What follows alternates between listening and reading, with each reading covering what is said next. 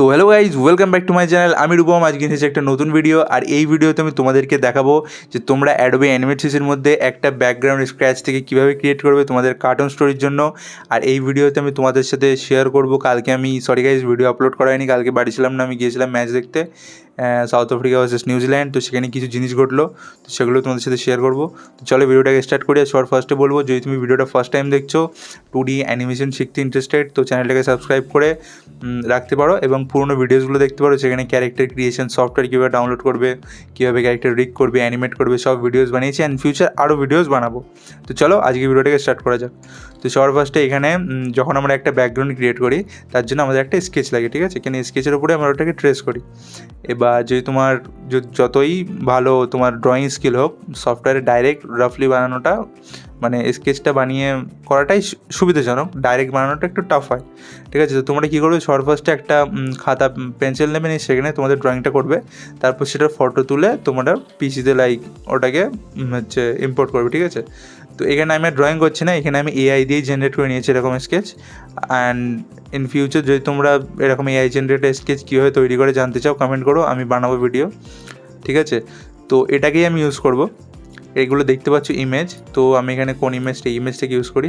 তো এটাকে ফার্স্টে ড্র্যাগ অ্যান্ড ড্রপ করতে হবে, এটাকে টেনে নিয়ে যাবো আমাদের সফটওয়্যারে, ঠিক আছে? নিয়ে গিয়ে এখানে এটাকে ড্রপ করে এখানে ওকে করে দেবো। অলরেডি আমার এটা ইমেজটা এখানে আছে, তাই ওটা দেখালো। তারপরে এই যে লেয়ারটা ড্র্যাগ অ্যান্ড ড্রপ করেছি, এই লেয়ারটাকে আমি লক করবো এবং ওপরে একটা লেয়ার নেবো। জাস্ট আ মিনিট, প্রত্যেক দিনের না এটাকে অন করতে আজকে ভুলে গিয়েছিলাম। তো এটাকে ড্র্যাগ অ্যান্ড ড্রপ করবো এবং ওপরের যে লেয়ারটা, এর উপরে আমরা ট্রেসিং শুরু করব। এখানে ইউজ করব আমরা লাইন টুল তোমাদেরকে আমি শিখেছি বেসিক ভিডিওয়, ঠিক আছে? তারপরে এখানে গিয়ে কালারটাকে আমরা গ্রিন করব, যাতে ভিজিবিলিটিটা ভালো পাওয়া যায় এবং আমাদের এটা ড্রয়িংটা করতে সুবিধা হয়, ঠিক আছে? তো এখানে আমাদের প্রত্যেকটা অবজেক্ট দেখতে পাচ্ছ। এখানে তো হচ্ছে একটা রুমের দেয়াল হয়ে গেল, একটা জানলা হয়ে গেল, উপরে ড্রয়িং হয়ে গেল, সোফা হয়ে গেল, টেবিল হয়ে গেল। প্রত্যেকটা জিনিস আলাদা আলাদা অবজেক্ট হবে এবং আলাদা আলাদা লেয়ারে থাকবে, ঠিক আছে?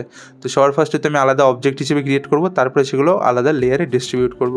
আর ফুল ব্যাকগ্রাউন্ডটা একটা সিম্বল হবে, ঠিক আছে? তো চলো স্টার্ট করা যাক।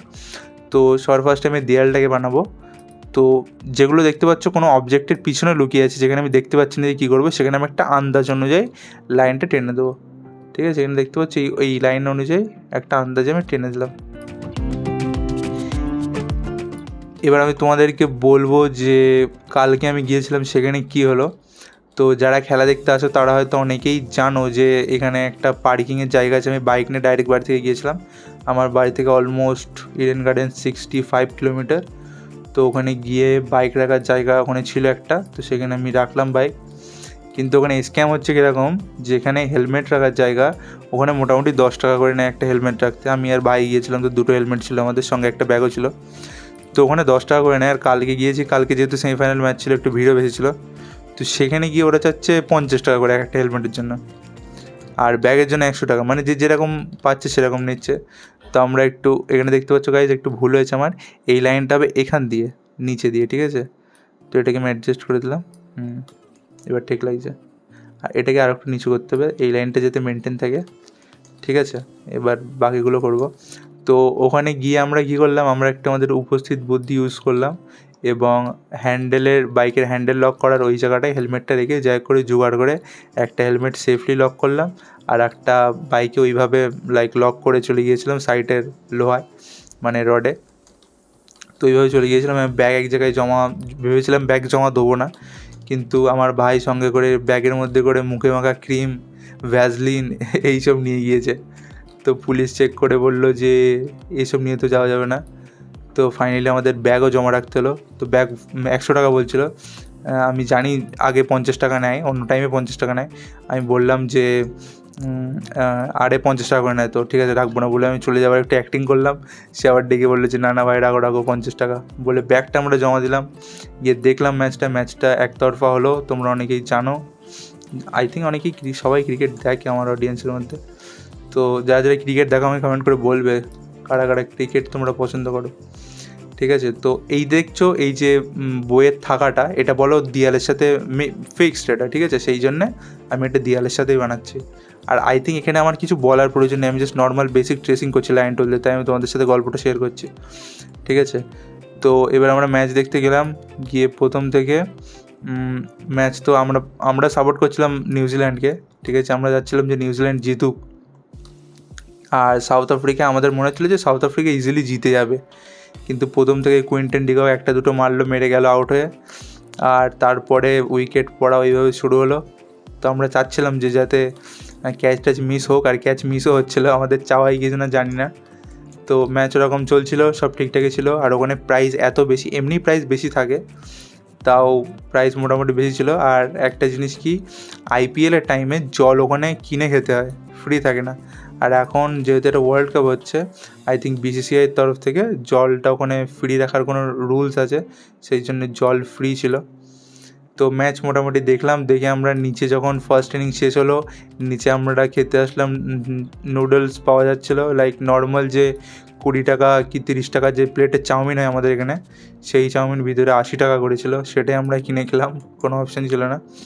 তারপরে আমরা খেয়ে যেই ওপরে উঠছিলাম, তো তার মধ্যে হচ্ছে অলরেডি 1-1.5 ওভার হয়ে গিয়েছিলো। তো ফিন অ্যালেন খুব মারলো, কিছু 6 আমাদের মিস হলো। তারপরে ওপরে যেয়ে উঠলাম, তখনই ফিন অ্যালেন স্কুপ খেললো, সেটা আমাদের দিকে আসলো, হোয়াটএভার। তো এরকমই ছিল। কিন্তু সবথেকে বড় সমস্যা হলো, ম্যাচ দেখে আমরা বেরিয়ে সেই যেখানে ব্যাগ রেখেছিলাম সেখানে তাকে খুঁজতে, এখানে দেখতে পাচ্ছি, সব ফার্স্টে বলে দিই, এখানে আমার দেয়ালের এইটা অলমোস্ট কমপ্লিট হয়ে গিয়েছে, ঠিক আছে। এবার এই ফ্লোরটা হচ্ছে উডেন ফ্লোর, ঠিক আছে, সেই জন্যে আমাকে এই উডেনের এইটা বানাতে হবে। এটা না বানালেও হয়, নর্মাল ফ্লোর করলে হয়, ঠিক আছে। আমি উডেন যেহেতু আমি এটা বানিয়েই দিচ্ছি, ঠিক আছে। এখানে আরেকটা করে লাইন হবে, এখানে দেখতে হচ্ছে 2টো লাইন, আমি এখানে একটা দিচ্ছি, এখানে আরেকটা লাইন দিতে হবে।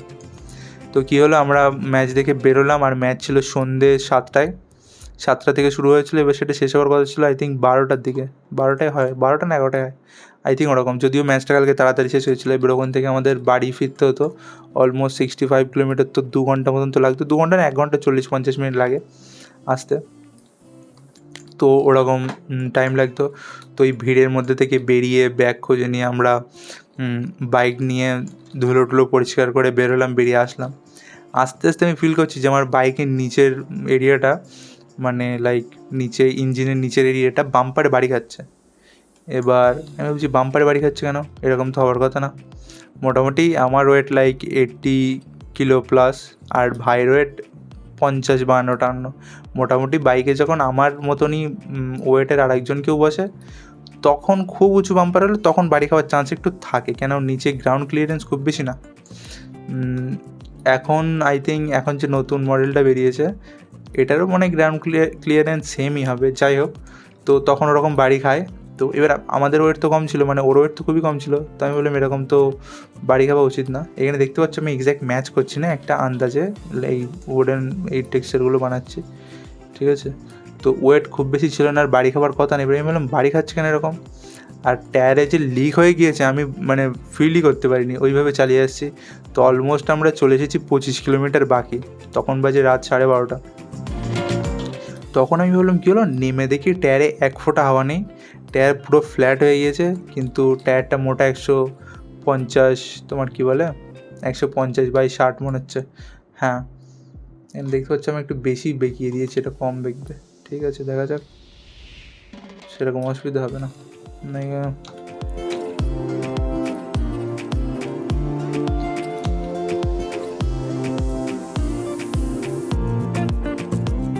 ঠিক আছে, তো এখানকার এটাও প্রপার না, ঠিক আছে, এইভাবে দিলে হবে হয়তো। তো টায়ারটা আমার একটু মোটা ছিল বলে আমার ফিল হচ্ছিলো না যে টায়ারে একদম হাওয়া নেই। তারপরে তখন তো লাইক ঠিক করার দোকানও পাওয়া মুশকিল। আমরা আসছিলাম একদম শুনশান রাস্তা দিয়ে, আর মেন সিটি তো পার করে আমরা চলে এসেছি, তো এখানে পাওয়া খুবই মুশকিল। তো তারপরে আমরা ওইভাবে চালিয়ে আসছিলাম, ভাবছিলাম জানি না কী হবে। তো ওইভাবে চালিয়ে আস্তে আস্তে দেখলাম একটা পেট্রোল পাম্প, সেখানে ছিল ফ্রি হাওয়া দেওয়ার একটা ব্যবস্থা থাকে পাম্পে, আই থিঙ্ক সব জায়গায় থাকে, তো সেখানে ছিল। এবার আমি ওটা কোনো দিন ইউজ করিনি, তো আমি জানিও না ওটা কীভাবে কাজ করে। তো আমি গিয়ে চেষ্টা করলাম, ChatGPT খুলে ChatGPTকে জিজ্ঞাসা করলাম, ChatGPT বললো, ট্রাই করলাম। তারপরে ভিতর থেকে কিছু লোক এসে বলছে ওটা খারাপ মেশিনটা, তো ওটা হবে না, হাওয়া দেওয়া যাবে না। এখানে দেখতে পাচ্ছ আমাদের একটা তোমার লাইক লেয়ার কমপ্লিট হয়ে গিয়েছে, যেখানে দেয়াল থাকবে এবং ফ্লোরটা থাকবে। এটাকে আমরা কী করবো, এটাকে ড্রয়িং অবজেক্টে কনভার্ট করব। ঠিক আছে, এর উপরে আর একটা লেয়ার নেবো, নিচেরটাকে লক করব। এবার আমরা অন্য জিনিসটা ক্রিয়েট করব। এখানে অন্য জিনিস আমি পেন্টিংটা ফার্স্টে ক্রিয়েট করি। ঠিক আছে, এটার কালার আমি করে দিচ্ছি লাল, যাতে মিক্স না হয়। ওকে, এবার গল্পে আছি, কী বলছিলাম, হ্যাঁ, তো সেখান থেকে বললো যেখানে হাওয়া হবে না, বললে আমরা ওইভাবে বাইক চালাচ্ছিলাম লাইক 50 to 60 আমি চালাচ্ছিলাম। আমি জানি না টায়ার খুলে টুলে যাবে কিনা, যদিও টিউবলেস টায়ার ছিল। আর লিকটা হয়েছিল আমার যাওয়ার সময়, মানে আমি জিনিসটা খেয়ালও করিনি, নইলে অসুবিধে হতো না। আর যখন কলকাতার মধ্যে ছিলাম তখন আমি দেখছিলাম দোকান খোলা ছিল, তখনও যদি জানতে পারতাম তো হাওয়া দিয়ে নিলে আমার রিপেয়ার না করলেও চলে যেত। আমি যদি একটা হাওয়া দিয়ে দিতে পারতাম তো ইজিলি বাড়ি চলে আসতে পারতাম। তো ওইভাবে আস্তে আস্তে অলমোস্ট 25 কিলোমিটার বাকি, 25-23 কিলোমিটার বাকি। তখন ভাগ্য আমার এত ভালো, তখন রাত 12:30 বাজে, তখন দেখি একটা দোকান খোলা। আমি বললাম যে ভাই আর হাওয়া দেওয়া যাবে? সে বললো হ্যাঁ। তারপরে আমি দেখি যে হ্যাঁ প্রপার, আমি বুঝতে পারি না ওটা যে বাইক মানে রিপেয়ারিংয়েরই দোকান। তারপরে আমি বললাম ম্যাম লিক্সায় করা যাবে? বলছে হ্যাঁ। বলে দুটো ভাই ছিল, খুবই ভালো, তারা করে দিল, রিপেয়ারিং করে দিল। প্লাস আমাদের এখানে লোকালে আমি আমার একবার লিক সারাই করেছিলাম, তো সে নিয়েছিল 50 টাকা একটা লিকের জন্য।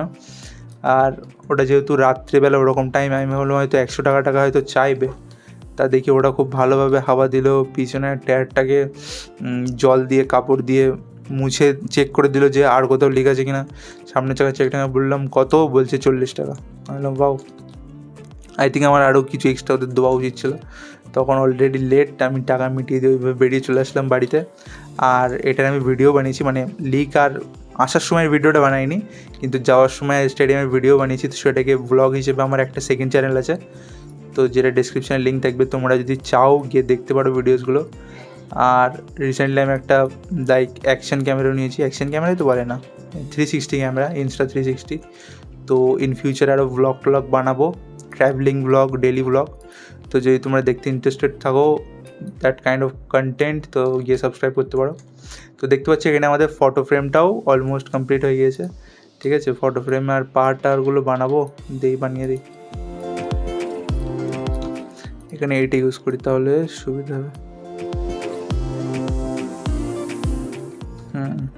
তো এটাই ছিল সেই এক্সপিরিয়েন্স। আমি তো মানে ধারণাও করতে পারিনি যে ওই রাত্রিরে আমি কোনো দোকান খোলা পাবো। ভাগ্য এত ভালো ছিল যে দোকানটা পেলাম, আর ঠিক হয়ে গেল জিনিসটা। তারপরে এসে ঘুমোতে ঘুমোতে রাত হয়ে গেলো, সেজন্য কাল রাত্রে আর ভিডিও আমি বানাইনি। ভাবছিলাম রাত্রিবেলা সে একটা রেকর্ডিং করে রাখবো, সকালে পোস্ট করব, তো করা হয়নি। তারপরে সকালে লেটে ঘুম থেকে উঠে, এখন বাজে কটা, এখন বাজে 6টা আই থিঙ্ক বাজে, সন্ধে। এখন আমি করছি ভিডিও রেকর্ড। ঠিক আছে, তো রেগুলারই ভিডিও আসবে, ডোন্ট ওয়ারি অ্যাবাউট দ্যাট। তো এখানে হয়ে গেল, দেখতে পাচ্ছ এখানে ফটো ফ্রেমটা আমার হয়ে গেল। ফটো ফ্রেমটাকেও লক করব, করে তার উপরে আরেকটা লেয়ার নেবো, নিয়ে এখানে আমি টুলটা বানাবো। এখানে আমি সবগুলো গাইজ বানাবো না, এই যে এই জানলাটা ভাবছি স্কিপ করবো, এখানে বানাতে অনেক টাইম লাগবে। প্লাস সেমি প্রসেস, আলাদা কিছুই না। ঠিক আছে, আর ভিডিওর লেন্থ অনেক বড়ো হয়ে যাবে। এখানে দেখতে পাচ্ছি আমি নতুন একটা লেয়ারের টেবিলটা বলে বানাচ্ছি। ঠিক আছে, এখানে এটাকে এইভাবে ম্যানুয়ালি বানাতে পারো, প্লাস এখানে এই সার্কেল টুল যেটা, এইটার ইউজ করতে পারো। এর মধ্যেখানে এটাকে ডিলিট করবে, করে এটাকে সিলেক্ট করবে, করে এইভাবে বানাতে পারবে। তো যেটা বলছিলাম, ভিডিওর লেন্থ অনেক বড়ো হয়ে যাবে এবং টাইমও লাগবে, প্লাস আমার আরও আদার্স অনেক কাজ আছে, সেই জন্য আমি একটু শর্টে নিপটে দিচ্ছি এটাকে। ঠিক আছে, এটা বানালাম। এবার এটা কী করবো, এটাকে অল্ট চেপে কপি করব, করে ঠিক নিচে নিয়ে আসবে এই জায়গাটায়। দেখতে পাচ্ছ একদম হয়ে গেল। ভিতরের লাইনটাকে সিলেক্ট করে দেবো ডিলিট। আর এটাকে এভাবে টেনেও নিয়ে যাওয়া যায় কি, এইভাবে এটাকে ডিলিট করে এখানে লাইন টুলটা ইউজ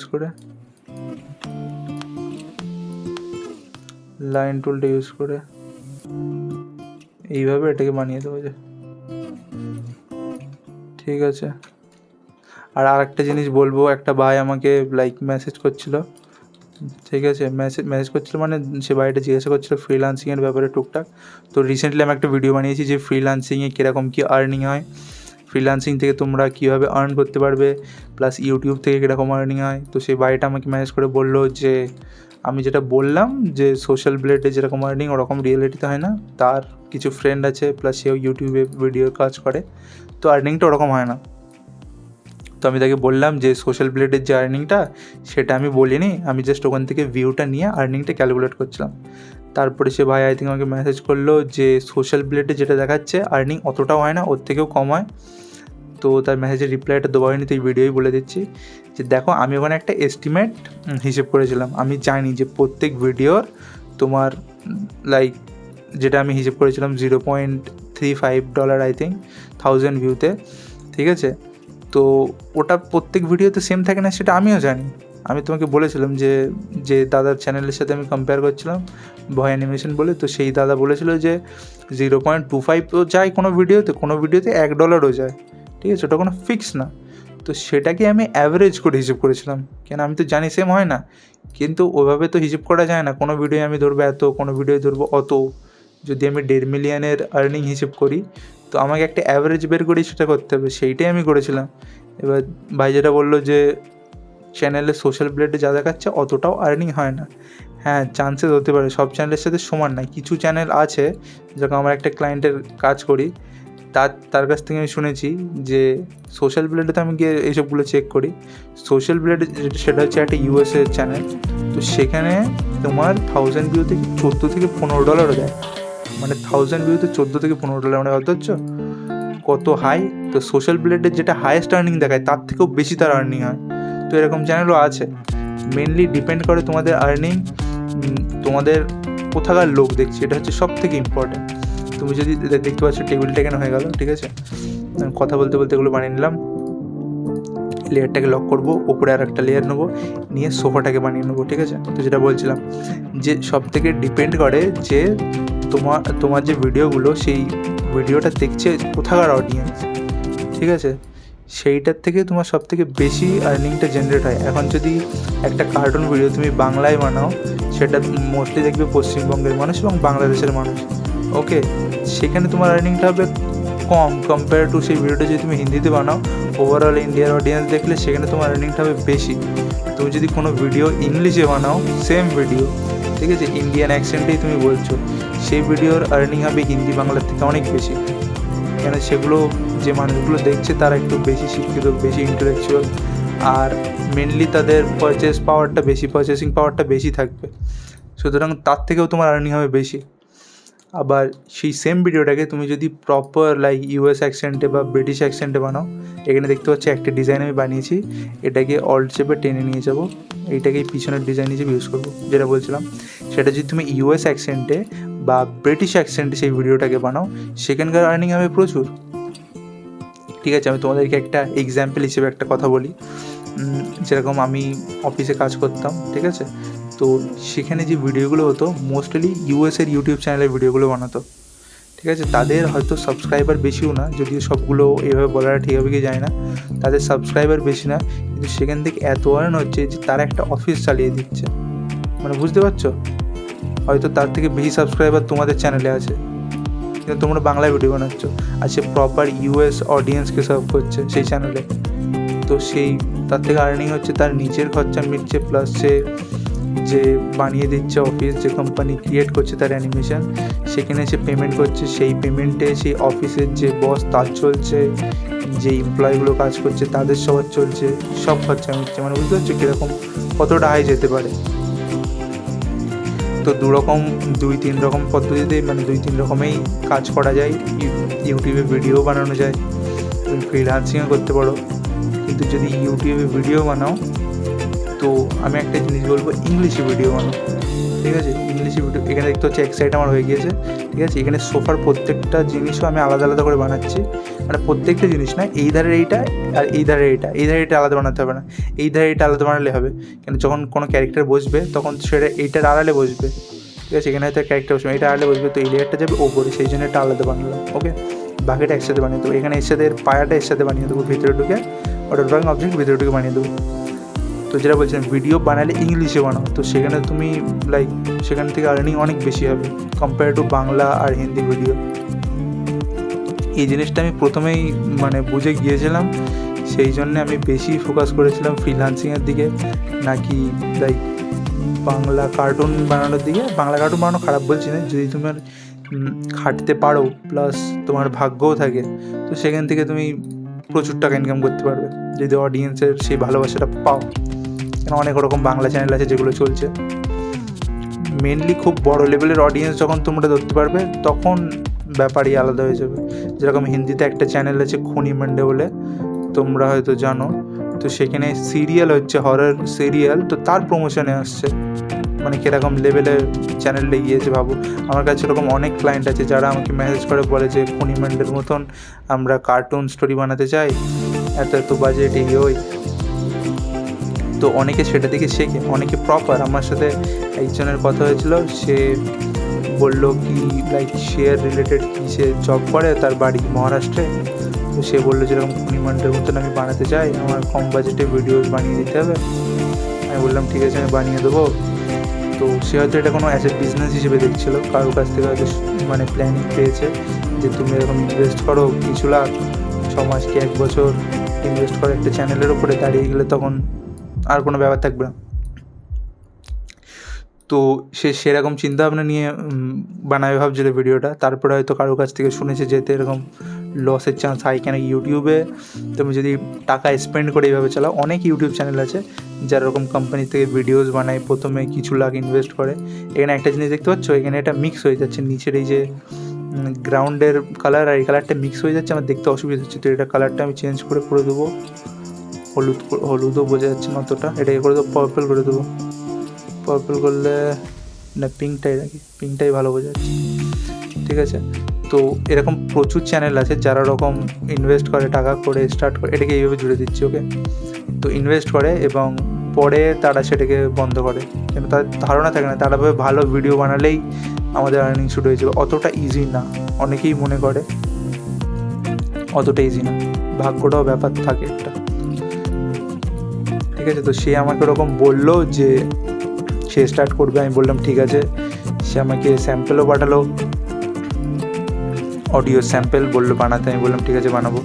তারপরে কী হলো, সে আর মেসেজ করলো না, সে হয়তো মত পাল্টে ফেলেছে। তারপরে রিসেন্টলি আমার আরও একটা ওরকম ক্লায়েন্টের সাথে কথা হয়েছিল যে সে বলছিল বানাবে, সে খুনি মান্ডে বলিনি কিন্তু সেরকম রিলেটেড অ্যাজ এ রেফারেন্স খুনি মান্ডের ভিডিও দিয়েছিল। সে আমাকে স্যাম্পেলও বানাতে বললো, প্রাইসও ঠিকঠাক ফিক্স হয়েছিল, কিন্তু সেই টাইমে ওর অন্য কাজ ছিল। তো শেষে আমি মানা করেছিলাম, আমি বললাম আমি পারবো না, কেন তার কোয়ালিটি কন্টেন্ট থাকবে, এই লাগবে। তো তার জন্য আমাকে অনেকটা সময় দিতে হতো, তার অলরেডি আমার কাছে কাজ নেওয়া ছিল আদার্স ক্লায়েন্টের, তো আমি করতে পারতাম না, সেই জন্যে আমি তাকে মানা করলাম। আর আমার মনে আছে একটা টাইমে, এখন 2026 তাই তো, এখন মোটামুটি আমার সাথে অনেকেই, এখন 600+ সাবস্ক্রাইবার, তো অনেকেই আমার সাথে জুড়েছে। তো সেই জন্য তোমাদেরকে আমি বলছি জিনিসটা, একটা টাইম ছিল, এটা চলছে কত 2026, 2025, তো ঠিকঠাক 2024, হ্যাঁ 2024-এর এন্ডের দিকে আমার কাছে এত কাজ ছিল, মানে আমি একা করে উঠে পারছিলাম না। আর আমার একটা লোক প্রয়োজন ছিল যে করবে অ্যাজ এ ফ্রিল্যান্সার কাজ। তো তখন আমি কত লোককে খুঁজলাম ভাই, কাউকে পেলাম না। তো এখন তোমরা তো অনেকেই আছো, অনেকে ম্যাচ করছে যে ইন্টারেস্টেড আছি কাজের জন্য। বাবা এত কথা বলার অভ্যাস নেই তো, গলা আমার গিয়েছে, একটুখানি কথা বললেই গলা চেঞ্জ হয়ে যায়। যাই হোক, তো তোমরা অনেকেই অ্যানিমেটার আছো অলরেডি যারা আমার ভিডিও দেখো, তো তোমরা কী বলে ইনস্টায় আমাকে ফলো করে রাখবে, ঠিক আছে। তো যদি কোনো কাজ আসে সেখানে আমি তোমাদের আপডেট দিয়ে দেবো। যে ইনস্টা অ্যাকাউন্টটা আমি দিয়েছি, ডেসক্রিপশানে 2টো অ্যাকাউন্ট আছে, একটা মেন অ্যাকাউন্ট আর একটা এই অ্যাকাউন্ট, মানে রূপম অ্যানিমেটের নামে, অ্যানিমেটের রূপম নামে। তো এই অ্যাকাউন্টটাকে ফলো করে রাখবে, যদি কোনো কাজ থাকে আমার কাছে এক্সট্রা, এখনও কিছু কিছু আছে কথা বললে জোগাড় করা যায়, ঠিক আছে। তো যদিও সেগুলো খুব একটা ভালো ক্লায়েন্টের না, ভালো ক্লায়েন্টের কাজ করা ছাড়া মানে রিস্ক, ঠিক আছে। জেনুইন ক্লায়েন্টের যখন কাজ করবে তখন টাকা নিয়ে কোনো টেনশন নেই, কিন্তু কিছু এরকম টুকটাক ক্লায়েন্ট আছে যারা পেমেন্ট ডিলে করে দেয়, ঠিক আছে, অনেক চেঞ্জেস দেয়। আমি তোমাদের বলেছিলাম লাস্ট ভিডিওতে, যেখানে আমি ডিসকাস করছিলাম যে আমার ফাইবার অ্যাকাউন্ট নিয়ে একজন আমাকে 1 স্টার রিভিউ দিয়েছিল, তো সেই ভিডিওটাকে তোমরা চেক আউট করতে পারো। তো মোটামুটি একটা ফ্রিল্যান্স সম্পর্কে তোমাদের ধারণা হয়ে যাবে। আর যেটা বললাম, আমার এই ইনস্টা অ্যাকাউন্টটাকে ফলো করে রেখে দেবে, ঠিক আছে। কোনো কাজ রিলেটেড আপডেট আসলে আমি অ্যাকাউন্টে আমি শেয়ার করব। আর কি বলছিলাম ভুলে গেছি, যাই হোক। তো এখানে দেখতে পাচ্ছ সোফাটা আমাদের অলমোস্ট কমপ্লিট হয়ে গিয়েছে, ঠিক আছে। এবার এটাকে আমার কালার করতে হবে। এবার কালার এখানে 2 রকমভাবে করা যায়, ঠিক আছে। এই আমার সোফাটা হয়ে গেল, এটা একটা পা বানাতে হবে এখানে। কালার দুরকমভাবে করা যায়, এক তো তোমাদের আন্দাজ অনুযায়ী তোমরা যে কোনো কালার দিয়ে দিতে পারো, ওকে। আর একটা থাকে যে তোমরা একটা রেফারেন্স নিতে পারো এআইয়ের কাছ থেকে, ঠিক আছে। আমার কাছে অলরেডি আছে আই থিঙ্ক একটা, যেটা এই ছবিটাকে আমি জেমিনাইতে আপলোড করেছিলাম, করে বলেছিলাম এটাকে কালার করে দাও, ঠিক আছে। তো সেই ছবিটার থেকে আমি রেফারেন্স নিয়ে এটাকে কালার করব। তো এখানে দেখতে পাচ্ছি, এটাকে আমি সিলেক্ট করি, সোফা আমার রেডি হয়ে গেল, বাইরে আসলাম। তো এখানে আমার কী কী রেডি হলো, এখানে সব লকগুলো খুলে দিলাম, ও শিট, এখানে সব লকগুলো খুলে দিলাম। এখানে দেখতে পাচ্ছ আমার ফ্লোর, দেয়াল আছে, সোফা আছে, পেন্টিং আছে, টেবিল আছে ছোটো, ঠিক আছে। এটাকে কালার করতে হবে। নিচের যেটা ড্রয়িং অবজেক্ট ছিল সেটাকে, যেটা আমার রেফারেন্স ছিল, এটাকে বন্ধ করে দিলাম। এখানে আরও আদার্স জিনিস আছে, টুকটাক জিনিস করতে অনেক টাইম যাবে একটা ব্যাকগ্রাউন্ড বানাতে। তো এখানে দেখতে পাচ্ছ এটাকে কালার করার জন্য আমি অলরেডি জেমিনাই ইউজ করে একটা এর কালার্ড ভার্সন তৈরি করে ফেলেছিলাম। যদিও তোমরা যদি এরকম কালার ভার্সন তৈরি করতে পারো, তোমাদের এরকম ব্যাকগ্রাউন্ড বানানোর প্রয়োজন নেই, ডাইরেক্ট এরকম যে ব্যাকগ্রাউন্ডগুলো সেটাকে ইউজ করতে পারবে, ঠিক আছে। এটাকে ইম্পোর্ট করলাম, দেখতে পাচ্ছ এখানে একটা, এই ব্যাকগ্রাউন্ডটা মানে এটাকেই অ্যানিমেশন করা যায়, ঠিক আছে। যেহেতু আমি তোমাদেরকে এটা ব্যাকগ্রাউন্ড কীভাবে তোমরা সফটওয়্যারে বানাবে অনেকের প্রশ্ন থাকে, সেই জন্যে এইটা আমি কী বলে, এইটা আমি তোমায় বানিয়ে দেখাচ্ছি, ওকে। তো সর্বফার্স্ট এখানে দেখতে পারলে এই টুলটা ইউজ করে, তোমার এটার নাম কি জানো, কালার পিকার, তাই তো, আই ড্রপার টুল, ওকে। তো এটা ইউজ করে এখান থেকে কালার পিক করলাম, করে আমি এখানে দেখতে পাচ্ছি এটাই হলো না, ভিতরে ঢুকে এখানে কালার করে দিলাম, ঠিক আছে। বাইরে আসলাম, এখানকার কালারটা আলাদা, এখান থেকে পিক করে ভিতরে ঢুকলাম, ঢুকে এখানে করে দিলাম কালার উডেন, এটা হবে এরকম কালার। তোমরা চাইলে এটার ভিতরে, এটাকে আগে আমি করে তো দেই কালার, এর ভিতরে এরকম ছোটো ছোটো লাইন ক্রিয়েট করতে পারবে, যেরকম এখানে ক্রিয়েট করে দেখতে পাচ্ছ। তো এখানে দেখতে পাচ্ছ আমাদের দেয়ালের কালারটা হয়ে গেল। এবার এটার আউটলাইন এখান থেকে সিলেক্ট করে দেবো ব্ল্যাক, যাতে দেখতে ভালো লাগে, ঠিক আছে। এবার আমাদের সোফার কালার এখান থেকে নিয়ে নিচ্ছি। কালার যে তোমার এরকম এআই জেনারেটেড ইমেজ থেকে নিতে হবে এটা কোনো কথা না, তোমার নিজের আইডিয়া থেকে নিতে পারো। এখন যদি আমি ভেবে করতে যাই আমার টাইম লেগে যাবে, সুতরাং একটু তাড়াতাড়ি দেখিয়ে দিলাম জিনিসটা, ঠিক আছে। এখানে দেখতে পাচ্ছ শ্যাডো আছে, এরকম সেম আমরা শ্যাডো এতেও বানাবো, যদিও আজকের ভিডিওতে আমি দেখাচ্ছি না, তোমাদেরকে আমি নেক্সট ভিডিওতে দেখাবো। তোমরা চাইলে, যদিও এতে দেখানোর কিছুই নেই, ঠিক আছে। এখানে দেখানোর, তোমরা একটা আলাদা কালারের আউটলাইন ইউজ করে শ্যাডোগুলো দিয়ে দিতে পারো, তাও আমি দেখিয়ে দিচ্ছি হালকা করে, ঠিক আছে। সিম্পল এখান থেকে আমি কালার পিক করছি, দেখতে পাচ্ছ টুল আমাদের রেডি। এখান থেকে ব্ল্যাক আউটলাইন ইউজ করব, টুল আমাদের রেডি। এখান থেকে সোফায় গিয়ে এটাকে ইউজ করবো, যেহেতু আমি এটা ব্ল্যাক, সোফার কালার আই থিঙ্ক হয়ে গিয়েছে। এখানে এই যে ডার্ক কালারটা, এটাকে ইউজ করব।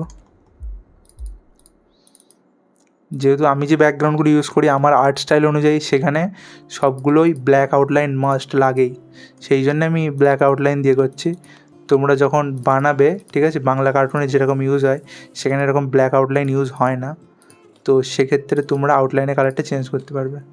যেরকম অ্যাজ এ এক্সাম্পল আমি দেখাচ্ছি, যেরকম এই সোফাটার কালার, ঠিক আছে, এটার কালার যদি আমরা এখান থেকে আউটলাইন গিয়ে এইটা সিলেক্ট করবো, করে এখানে যাব, গিয়ে এটাকে করে দেবো এরকম ডার্ক, এটা দেখছো, এটা বলে দেখতে বেশি সুন্দর লাগছে।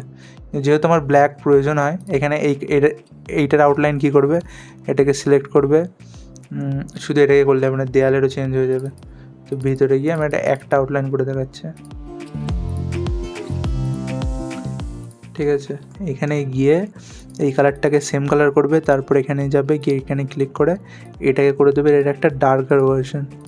তো এই জিনিসটা এর সাথে ম্যাচ করবে সুন্দর, ঠিক আছে, চোখে বাঁধবে না, যেরকম পুরোটা কালো করে দিলে চোখে বাঁধছে, আমার যেহেতু রিকোয়ার্ড এরকম করতে হয় সেই জন্য আমি এরকমই করে দেখাচ্ছি, ঠিক আছে। সেম প্রসেসে আমরা এখান থেকে গিয়ে পিছনের যে এটাকে আছে এটাকেও করে দেবো কালার,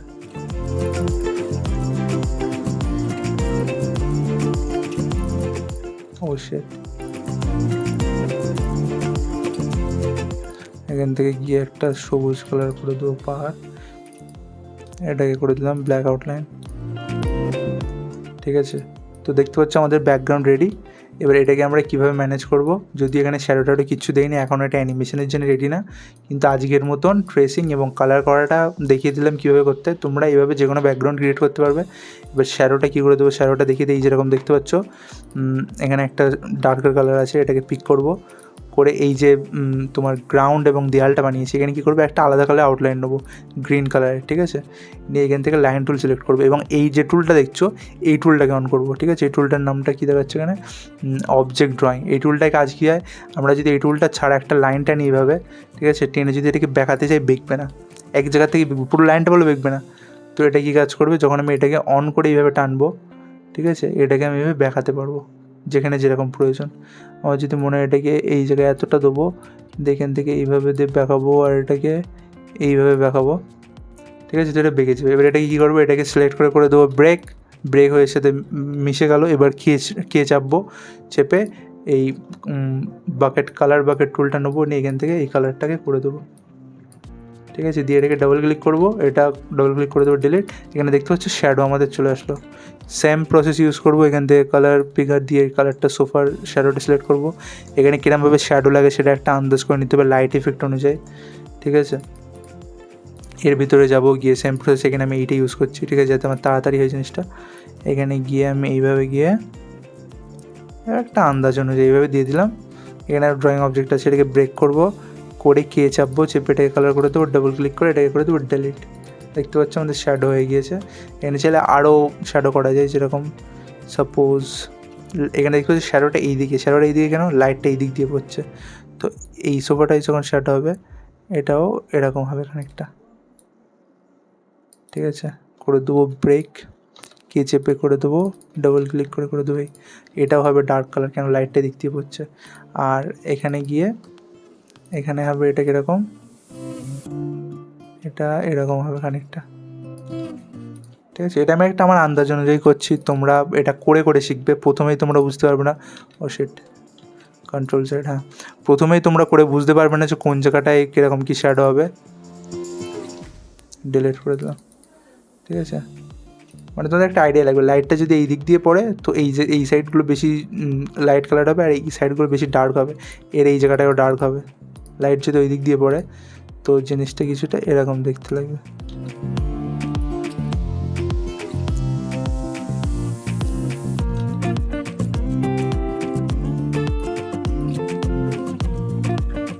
ঠিক আছে, তো এইভাবে তোমরা প্র্যাকটিস করলে তোমরা ইজিলি ব্যাকগ্রাউন্ডও বানাতে পারবে।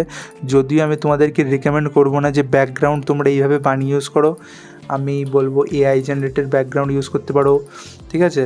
প্লাস তোমরা কিছু ওয়েবসাইট আছে যেখানে ফ্রিতে তোমরা এগুলোও করতে হবে, ঠিক আছে।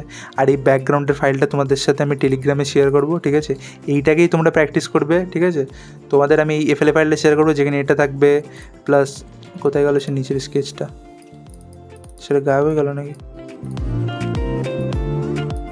না এই যে নিচের স্কেচ আছে, এই নিচের স্কেচটা থাকবে, ঠিক আছে। যেটা দেখে তোমরা এই ব্যাকগ্রাউন্ডটাকে কমপ্লিট করবে, শ্যাডোগুলো করবে, এটা নিয়েই মানে তোমরা এক্সপেরিমেন্ট করে প্র্যাকটিস করতে হবে। এটা টেলিগ্রামে ভিডিও আপলোডের পরে পেয়ে যাবে, ঠিক আছে। তো কী বলছিলাম, হ্যাঁ, এরকম ফ্রি পিক বলে একটা ওয়েবসাইট আছে যেখানে গিয়ে তোমরা ফ্রিতে ব্যাকগ্রাউন্ড পেয়ে যাবে। সেটার উপরে আমি একটা ডেডিকেটেড ভিডিও বানাবো, সেখান থেকে জিনিসপত্র এনে সেটাকে মডিফাই করে তোমরা বিলকুল মানে ফ্রিতে তোমাদের স্টোরিতে ইউজ করবে, কোনো রকম কপিরাইট ক্লেম কিচ্ছু আসবে না। প্লাস এআই দিয়েও তোমরা ব্যাকগ্রাউন্ড জেনারেট করতে পারো, তার জন্য তোমাদের এআই সাবস্ক্রিপশান লাগবে এবং কিছু স্মার্ট প্রম্পট লাগবে, ঠিক আছে। আমার কাছে একটা ব্যাকগ্রাউন্ড প্যাক আছে এআই জেনারেটেড, আমার ওয়েবসাইটে গিয়ে চেক করতে পারো, যেটা ডিসক্রিপশানে লিঙ্ক আছে। সেখানে 100+ ব্যাকগ্রাউন্ড 99 রুপিসে দেওয়া হচ্ছে, সেগুলোও কপিরাইট ফ্রি, তোমরা ভিডিওতে ইউজ করতে পারবে, কোনো অসুবিধা নেই। আর সেগুলো ইমেজ বলো, ওকে, এই এক্সপেকটেশানে কিনো না ফটোশপ, কেন এআই জেনারেটেড ওগুলো সব ইমেজ, কিন্তু ভালো কোয়ালিটির ইমেজ, ওখানে ভিডিও আমি ডিসক্রাইব করেছি কীরকম কী ইমেজ, তোমরা চেক আউট করতে পারো। তো গাইজ আজকে এই ভিডিও এতটাই ছিল। ভিডিওটা ভালো লাগলে লাইক শেয়ার কমেন্ট করো। তো বাই গাইজ।